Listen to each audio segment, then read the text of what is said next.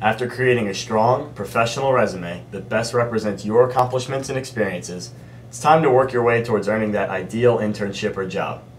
While a decent GPA and involvement in student organizations will help, networking is one of the most crucial parts of the employment process. It's been said many times that it's not always what you know, but who you know. Networking allows you to make a great first impression on potential employers or those who may lead you to those potential employers. My name's Brendan Pecora, and throughout this CLDC short, I will help you best prepare for networking events so that you can be more comfortable and make the most of those experiences.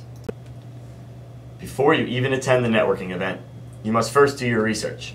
Find out what companies and organizations will be attending the networking event, as well as who specifically will be representing them. Identify which of these employers you want to meet most and be sure to know their names and titles so you can address them properly. Take note of any connections you may already have with these employers via student organizations or previous professional experiences. After figuring out which organizations will be attending, research the industries in which they belong. Some of the information you should track down includes the type of industry and area of the market the organization operates in, their major competitors, how the particular organization ranks among these competitors, how they distinguish themselves from their competitors, and any recent news about the industry. In addition to researching the industry, it is also important to complete in-depth research of the company or organization itself. There's a lot of knowledge you need to bring with you, including whether the company is public or private, whether it's local, regional, national, or international, and if it's a subsidiary or a division of a larger organization, when the company was founded, what products or services it offers, what the typical career paths are for those entering into the professional track, and, like the industry, any recent news about the organization. Most of all, it's good to have an idea of why the organization interests you personally. After completing this research, you're almost ready to attend the event.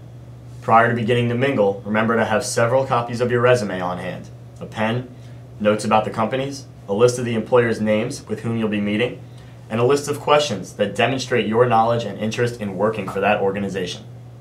Additionally, anticipate questions the employers may ask you and practice answering them out loud. Use the STAR method when appropriate. Finally, determine the dress code of the event and dress accordingly.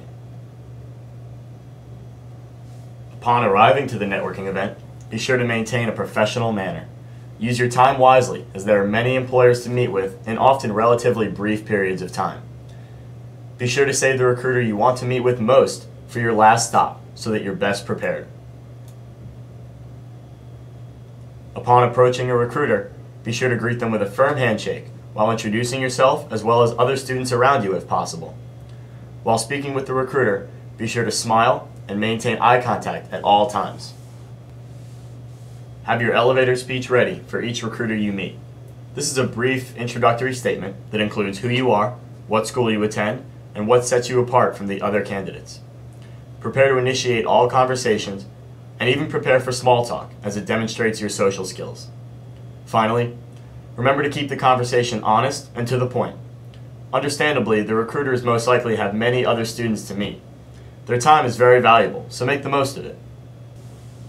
Look for signs that the conversation should end and summarize your main points regarding why you are a good candidate for the position. Thank the recruiter for his or her time and ask for a business card, possibly in exchange for a resume, so that you can follow up later and pick up where you left off.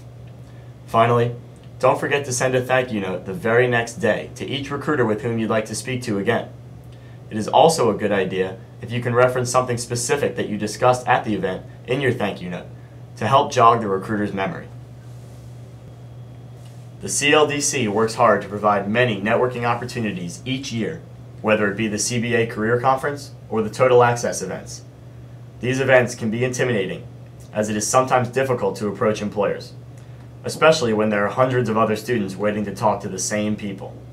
With this CLDC short, hopefully you feel more comfortable about attending and succeeding at these networking events. Until next time, I'm Brendan Pecora, and thanks for tuning in.